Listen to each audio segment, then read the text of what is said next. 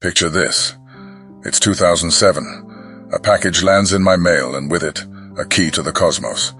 My first taste of Hemi-Sync. A tool of transcendence that shattered my perception of reality, cleaved my skepticism apart. Not with a hammer and a chisel, but with the delicate touch of a feather on the drum of my ears. But does it work, you ask? Is it real? The truth is simple. Almost too simple. Yes, Hemi-Sync works, and the proof is in the pudding, or more accurately in the pulsating tones that play in your ears. Hemi-Sync's magic lies in the difference between the two frequencies played in each ear. This binary dance creates a resonant frequency that reverberates through the folds of your gray matter, luring your mind into an altered state faster than you can say, hypnagogic. Simple, isn't it? Almost too simple. Which is why the skeptics scuttle in, each with their brand of cynical comments. You see, the technique behind Hemi-Sync is known as frequency-following response. It's a clever way of hacking into the brain's innate capability to resonate with external stimuli. But here's where the crux of the matter lies. You can't just plug in and zone out. It's not an oral narcotic, it's a gateway. A threshold to a different realm of consciousness. Here's what the critics miss. It's not about being a passive passenger on the sonic journey. It's about engaging with the mental realm, stretching it, manipulating it. Visualization, body scans, self-reiki. Whatever your method of mental gymnastics, bring it into the arena of the altered state and watch as Hemi-Sync amplifies it, catapulting your psychic abilities to uncharted territories. You see, meditation is not about emptying your mind into a hollow vessel of nothingness. It's an active state, teeming with potential energy, primed for exploration. We've been chasing our tails trying to get there. Stumbling, fumbling, all because we're too focused on the process. Why not use a tool that's compatible with our modern lifestyle? A tool like Hemi-Sync that doesn't require years of devout discipline. The human brain, an enigma in its own right, is a symphony of neural interactions split across two hemispheres. The left hemisphere, the home of language, rationality, and analytical prowess, and the right, the seat of intuition, emotion, imagination. True power comes when both hemispheres sing in harmony, when the brain reaches a state of complete coherence. It's like tapping into the raw energy of the universe, an energy we call prana. This energy is your personal reality modifier, your connection to the greater self. Now, don't get me wrong. There are other practices to reach this point. Dietary changes, fasting rituals, and supplements. I've done them all, and I still do. But none of them deliver the consistent results that Hemi-Sync does. None of them offer a systematic, replicable approach to reach total brain coherence. The wisdom of Hemi-Sync is not just in its effectiveness, but also in its intended transience. Robert Monroe, the founder of Hemi-Sync, asserted that the ultimate goal of Hemi-Sync is to wean yourself off it. Once you've traversed the altered states a few times, your brain knows the path. It remembers the journey, and it can venture back there without the need for oral guidance. What's even more interesting is that when I trained as a hypnotherapist, I realized that the initial state induced by Hemi-Sync, the so-called Focus 10, can be achieved through self-hypnosis as well. So Hemi-Sync is not the only ticket to this mystical journey. It's just the most convenient one. So why Hemi-Sync, you ask? Why do I have such a fascination with frequency and altered states? The answer is quite simple, really. It's the only easily accessible set of tools to help us do the most important task here on the Earth plane. And that's to escape it, my friend. To escape the shackles of spacetime, venture beyond the corporeal limitations, and tap into the infinite cosmic consciousness, thereby bypassing the so-called need to return, or reincarnate, or whatever the hell name they're giving the Lord of Flies kiddie camp we're all stuck in. Hemi-Sync, in my humble opinion, are the modern tools, especially designed for the Western-styled mind to crack open the shell of the ordinary and step into the realm of the extraordinary and never look back. But now it's time for a story. Sipping the first coffee of the day, he found himself cornered by the morning chit-chat. She asked if he'd heard of the Gateway. Between the caffeine hit and the dawn light piercing through the blinds, it took him a while to register the oddity of the question. An echo of a fleeting social media craze reverberated somewhere in the back of his mind. An old relic of the 80s, perhaps. Some hokey computer hardware company long since relegated to the annals of obsolescence. But no. The rabbit hole plunged deeper still, into a realm of clandestine government investigations, mind expansion, and the quest for mastery over the very fabric of space-time. There it was, the Gateway experience. A relic from an era where spies weren't satisfied with mere cloak-and-dagger subterfuge. The year was 1983, and the CIA, the most notorious spy agency, was dabbling in the arcane art of consciousness alteration. The venture was more than mere curiosity.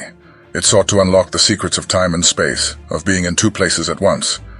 It was an experiment in psychic research, a journey into the very limits of human perception. His hands rattled on the keyboard as he followed the breadcrumb trail back through time. The story began with Robert Monroe, a radio broadcasting executive in the 1950s. This man, far ahead of his time, demonstrated the profound impact of sound patterns on human capabilities. Sleep learning became his obsession. Monroe's ventures into this realm led to out-of-body experiences, a phenomenon that began as a series of sensations and ended in a full-blown cosmic escapade. In the tumultuous 60s, RAM Enterprises metamorphosed into Monroe Industries, a testament to its founder's growing obsession with the power of sound. His research sowed the seeds for the Monroe Institute, and the man himself became a pioneer of the out-of-body experience, even penning a book on the subject that sent ripples across the consciousness of the world. But as he delved deeper, he found the story didn't end there. The 70s brought with it a burgeoning Cold War paranoia. Espionage had a new playmate: psychic research. The Soviets were said to be pouring money into the realm of ESP and psychokinesis, and the US wasn't going to be left behind. In this heated climate, Monroe patented Hemi-Sync, an audio technique aimed to synchronize the brain's hemispheres. This, he claimed, could be used to trigger an altered state of consciousness, bringing mental well-being into the grasp of all. The implications were titanic, so much so that Army veteran Joseph McMoneagle, known as Remote View No. 1, contributed to numerous remote viewing missions under the CIA's Project Stargate. The culminating point of all this was a report produced in 1983. Crafted by Lieutenant Colonel Wayne M. McDonnell, it sought to explain these phenomena. Wayne was a mystery, his life shrouded in secrecy. His only legacy, this comprehensive investigation into the gateway experience, astral projection, and altered states of consciousness. His exploration of the topic was exhaustive, using everything from biomedical inquiry to quantum mechanics, theoretical and classical physics. Wayne sought to scientifically understand and explain the gateway process. He even deconstructed prior consciousness-altering techniques, from hypnosis to transcendental meditation and biofeedback. Diving into his understanding of these techniques was akin to untangling an intricate web. Hypnosis, he found, worked by lulling the analytical left brain to sleep, allowing the holistic right brain free rein. Transcendental meditation, however, harnessed concentration to create acoustical waves that stimulated the right brain, causing physiological changes in the body. Biofeedback, the third technique, was like a peace treaty between the hemispheres. It trained the left brain to reliably tap into the right, creating a harmonious coexistence that could even be harnessed to suppress tumors or block pain. It was a surreal journey into the heart of human perception. He took a step back, digesting it all. The clandestine journey of the CIA, from simple spycraft to the pursuit of mastery over the human mind, was an intoxicating blend of intrigue, fear, and discovery. It was a testament to the lengths humans would go to gain control, even if it meant confronting the unknown, the unimaginable. His eyes flickered back to the screen. The gateway experience was a Pandora's box, filled with mysteries and questions, an intellectual feast, a trip into the furthest reaches of the human mind. And he was just getting started. But hold on, because we hear a chuckle as dry as the sands of the Gobi Desert, and Wayne clamps down on his hand-rolled cigar, eyes glinting with a fire fueled by decades of clandestine experiences and covert knowledge. "Listen up, folks, it's time we dance a little jig with the unknown," he drawls, a sly grin tugging at the corner of his grizzled mouth. He embarks on his tale, painting the elusive gateway process as a honed blade, a masterfully crafted tool of cerebral engineering. His words weave an intricate tapestry of a system that turns the mind from a scattergun lamplight into a pinpoint laser. It's not hypnosis, meditation, or biofeedback. "No siree," he chuckles. "This beast operates on the ethereal realm of Hemi-Sync, where the symphony of the brain's electrical output sings in perfect harmony." He sketches the portrait of a man named Bob Monroe, the maestro wielding this melodic conductor's baton, his audio techniques designed to be a bridge to this hallowed synchronization. "These tapes," Wayne explains, the glow of his cigar illuminating the crinkles of crow's feet etched into the corners of his eyes, "are not merely instruments. They're the keys to unlocking a connection with the universe, unearthing a treasure trove of symbols and an avalanche of holistic intuition." His voice, gruff with the wisdom of age and flavored with a touch of southern drawl, breaks down the mechanics. His explanation of Hemi-Sync is like a grizzled blacksmith explaining the precise angle of a hammer strike, the frequency following response, FFR, the delta frequency, the subliminal whispers of Bob Monroe. Each piece forms part of a grand puzzle, leading to an alteration of consciousness that's as intriguing as it is elusive. He speaks of the gateway's requirement for tranquility and stillness, his voice lowering to a meditative whisper. It's like a dance, he suggests, where the rhythm of the heart syncs with the melody of the mind, and the body's internal resonance becomes a harmony unto itself. His descriptions transport his audience to an auditory vista where the blood's pressure lowers, the skeletal and organ systems vibrate in sync with the Earth's rhythm, and the individual and the world around him fuse into a single continuum of energy. But the tale isn't over. With a mischievous wink, Wayne dives deeper into the abyss of the unknown. The solidity of matter, he proclaims, is nothing but an illusion, a great cosmic puppet show, where energy fields vibrate at blinding speeds, creating an illusion of tangibility. The world, he postulates, is a cosmic energy symphony where states of matter are mere shifts in the melody's tempo. Reality, as we know it, is a hologram, a 3D projection of these energies, he elaborates. Like a seasoned bard, he explains how the human mind superimposes a 3D grid over these energy patterns, crunching the complex data into 2D form. It's a process exclusive to humanity, a mental acrobatics that allows us to project our internal hologram, perceive it, analyze it, and yield a verbal cognizance of the self. And then, he murmurs, there's the click-out phase. His tone grows somber as he tackles the subject of transcending the temporal dimension. Time is energy in motion, he insists, and if energy were unconfined, boundaryless, it would surge to infinity. Such energy doesn't exist in our hologram, it's beyond our grasp. This absolute state of energy at complete rest and changeless is unseen, unfelt, a ghost in the cosmic machine. Now picture this, a game of hot potato, not the innocuous childhood one, but an electrifying, pulse-quickening cosmic one. The potato isn't starchy. It's a pulsating wave, oscillating between rigid boundaries like a headbanger at a death metal gig. The poor thing can't escape, it's confined. It's this rhythmic ping-pong that creates our familiar friend, the oscillation. Without these constraints, our wave, our hot potato, would be as lifeless as a flat line on an EKG. But the twist. When our wave smacks into its constraints, it vanishes for a breath. Poof, gone. It slips from our tangible space-time and waltzes into infinity.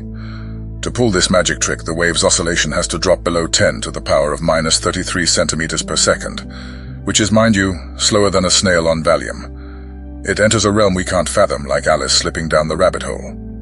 Then enters the human consciousness. It's a unique dance, rhythmic, entrancing. If it achieves a high enough frequency, these click-outs, these disappearing acts can become continuous. Imagine dipping below that slow as a turtle threshold, yet staying above a state of total rest. Here the magic happens. Human consciousness transcends space-time, breaks its shackles. It's like being Neo, seeing the Matrix for the first time. The gateway experience, accompanied by the symphonic Hemi-Sync technique, was conceived for this very purpose, to let us achieve this state, to make us conductors of our own symphonies. The cosmic ballet doesn't stop here. Now, to give it a boost, we must separate consciousness from our bodies. It's akin to an existential running head start. Like a freed bird, the consciousness, now unburdened, starts closer to other dimensions. It's given the privilege to parley with them, a dialogue that opens up unknown territories. But hold on, we're just getting started. Now imagine the universe as a hologram, a massive self-contained spiral. It's a torus, humongous, majestic. Its pattern mirrors the dance of electrons around an atom's nucleus, a cosmic foxtrot. Galaxies in the north are parting from us faster than their southern counterparts. The ones in the east and west are getting distant. The same energy that sparked the universe will eventually turn inward, spiraling back like a cosmic Ouroboros, devouring its own tail. The grand cosmic cycle perpetuates. Within the torus, our universe hologram, all time phases coexist, past, present, future. Like an ancient oracle, it could reveal secrets from all three, if only our consciousness could align with it, could tap into this infinite well of knowledge. Our consciousness thus transcends, becomes part of an all-knowing continuum, timeless, eternal. Long after our exit from the space-time dimension, our consciousness perseveres. It's a soothing thought, isn't it? So how does one navigate this mind-bending journey? The gateway process is our guide, our compass. It's not for the faint-hearted. It demands focus, commitment, discipline. For those running on a tight schedule, 7 days of intense training with Monroe Institute gateway tapes could get you there. From a simple energy conversion box to advanced techniques like patterning and remote viewing, the journey is arduous, filled with metaphorical beasts to slay and mountains to climb. It's a game of resonant humming, energy balloons, color breathing, and swirling energy bar tools. Your consciousness becomes your weapon, your shield, your magic wand. You'd venture into the past, the future, even out of body, breaking the barriers of space-time. Only a select few, the chosen ones, can reach this state. However, Wayne warns of the treacherous waters. He questions the authenticity of information brought back from these out-of-body jaunts. Despite their theoretical allure, their practical applications are dubious. They tried remote viewing, had individuals from the West Coast travel to the East to read a series of numbers off a computer. Alas, they never got them exactly right. It's challenging to differentiate between physical entities and extra-time-space dimensions when out of body, a problem akin to separating water from vodka in a cocktail. Yet Wayne stands by the physics foundation of the report. He cites belief systems with identical findings, from the Tibetan Shog and the Hindu heaven of Indra to Hebrew mystical philosophy and the Christian concept of the Trinity. He argues for the theoretical validity of the gateway experience rather than its practical possibilities. Finally, he tips his hat to the gateway experience for its efficiency, its potential to facilitate a swift journey towards expanded consciousness. He also advocates for its strategic use for national defense purposes. One can only imagine the potential outcomes if these ideas were to be harnessed effectively. But there's one more T to cross, and one more I to be dotted, and that's the mystery of the missing page. In the corridors of time, where secrets hover on the edge of understanding, there sat a report, missing its 25th page, that held the tantalizing promise of esoteric wisdom. For this seasoned observer of human follies and triumphs, the tale of this page was an irresistible draw, a mystery begging to be unraveled. He had watched as the world spun faster with every passing year, as wisdom was both lost and found in the incessant torrent of data, as mankind relentlessly sought out the edges of their understanding. Now this elusive page 25 presented another fascinating knot to untangle.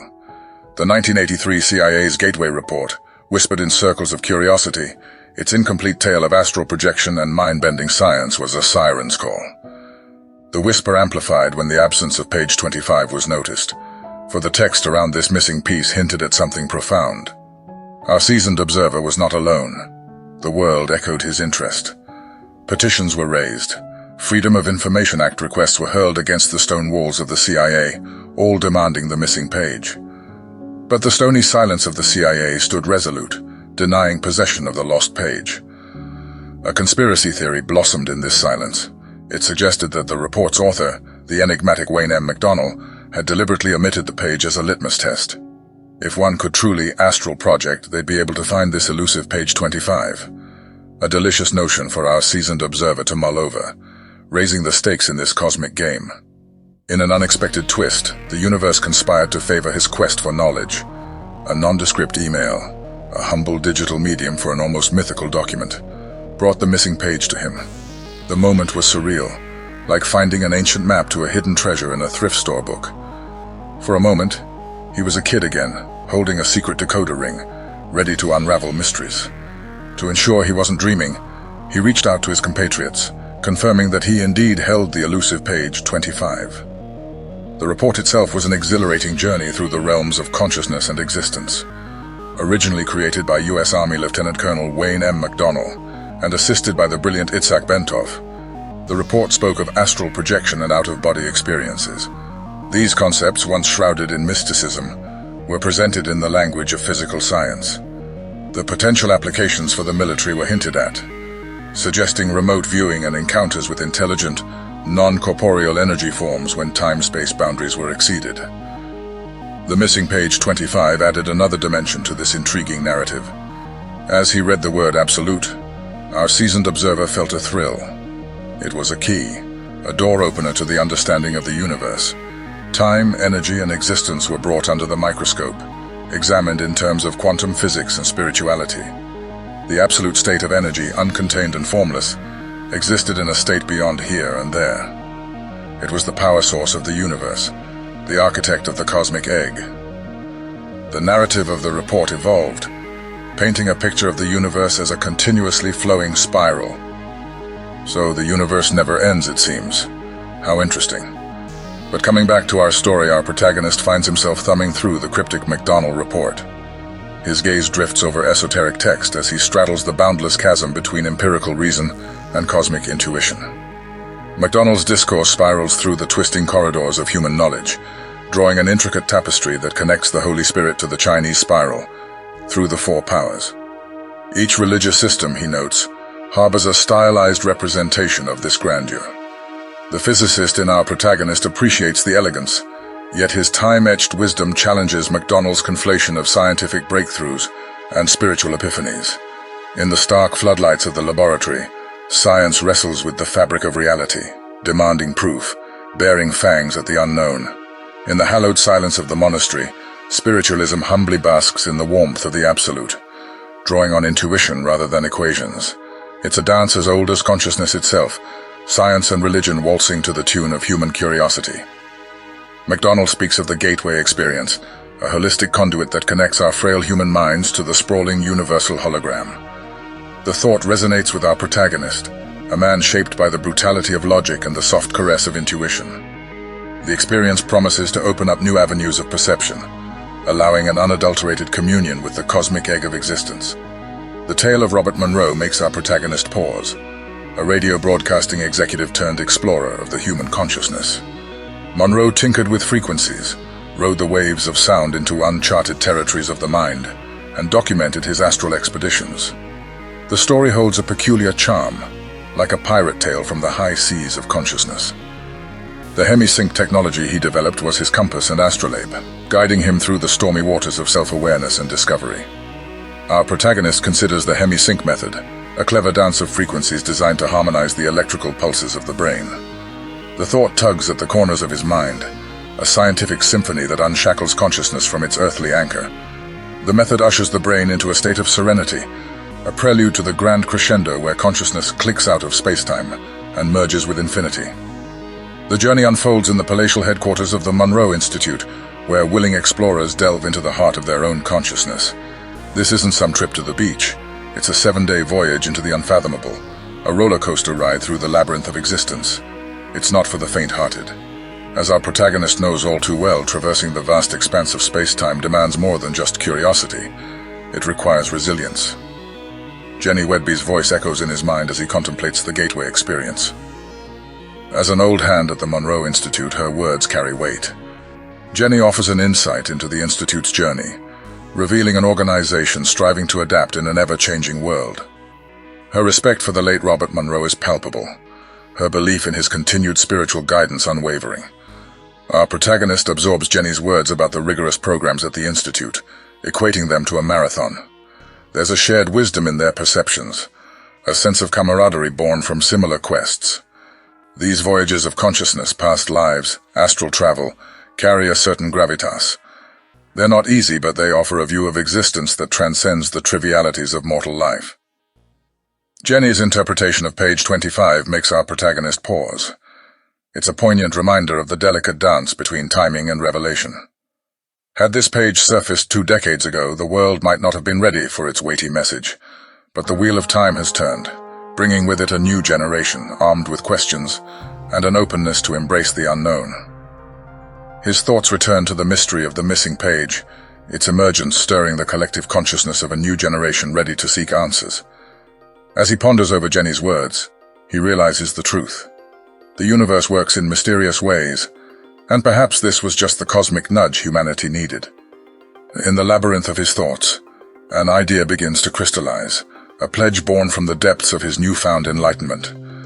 He resolves to utilize this profound wisdom unearthed from page 25, to become a beacon of illumination, casting its enlightening glow upon a world standing on the precipice of the extraordinary.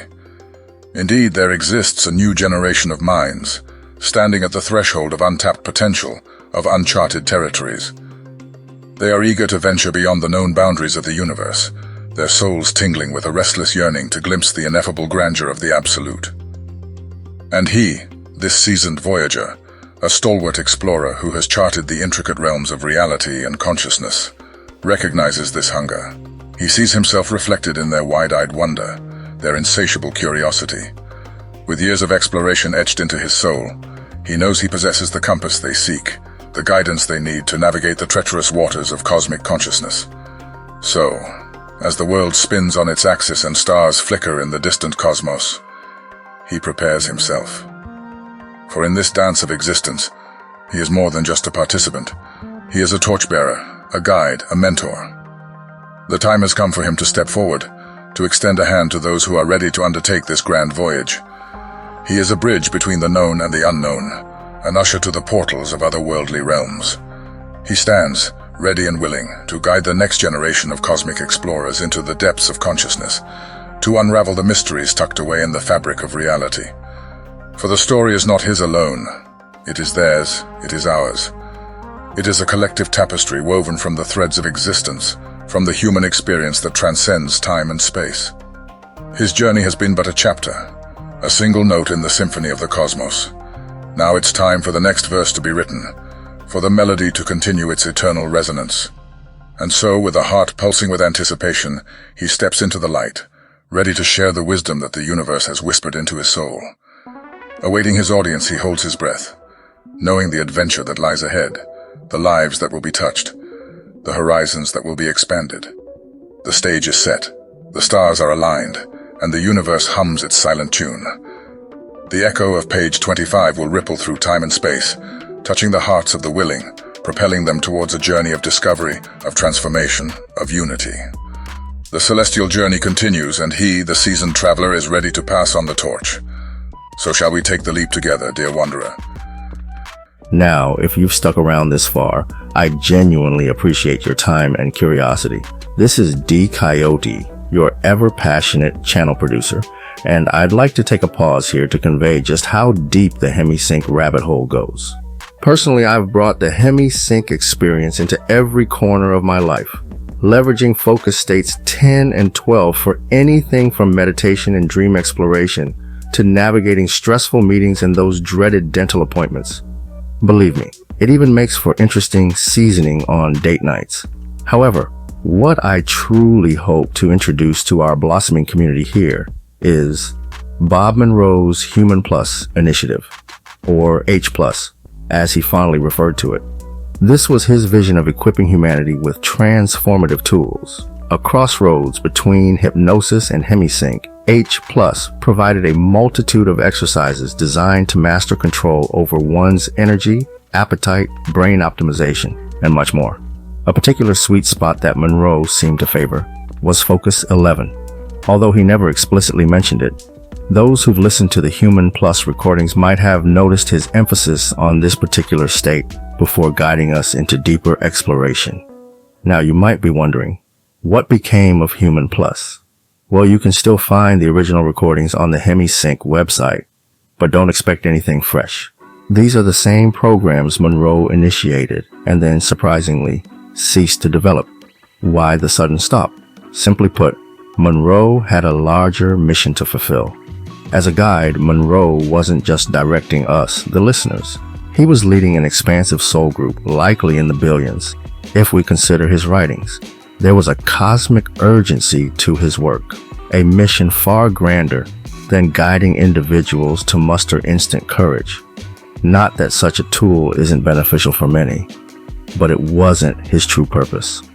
Upon realizing the full scale of his mission, Monroe promptly realigned his priorities to focus on fulfilling his destined role. And, honestly, aren't we glad he did? However, his path is not ours. We each have unique journeys and lessons to learn. What lies ahead for the Human Plus project is largely in our collective hands. The foundation has been laid by Bob Monroe, who provided us with a myriad of tools and techniques to navigate and optimize our experiences, both within and beyond our physical bodies. His vision, as enshrined in the Human Plus initiative, was to empower individuals with abilities to consciously control their energy, appetite, focus, and much more. However, Monroe's journey led him in a different direction, one that aligned with his overarching mission. And while he left a wealth of wisdom in his wake, the H Plus project was left somewhat untended. The way I see it, we stand at the precipice of a new era for the Human Plus project. It presents an open opportunity to adapt and expand on Monroe's work in ways that address the unique challenges and possibilities of our time. For starters, we could extend the project into new research avenues and applications, possibly integrating cutting-edge findings in neuroscience, psychology, and consciousness studies. Additionally, tapping into the power of technology can allow us to democratize and disseminate the Human Plus techniques to a much wider audience. Secondly, creating an engaged community around H Plus can foster a culture of shared learning and growth. By leveraging online platforms, we can facilitate discussions, share personal experiences, and collectively evolve the practice. Finally, the most potent impact may arise from individuals using the H Plus tools to catalyze personal transformation. Each of us, by implementing the H Plus techniques and sharing our journey with others, can contribute to the broader evolution of the Human Plus project. So, my proposition for all of you is this. Let's dust off that old Human Plus project and reshape it for our needs in the present day. Consider it a call to explore the expansive landscapes of our consciousness together. Because if we don't do it, no one is going to do it for us. We have to be the ones who pick up the torch. How does that sound? Ponder on it. Let it simmer for a while, and we'll talk again soon. Till then, take damn good care of you.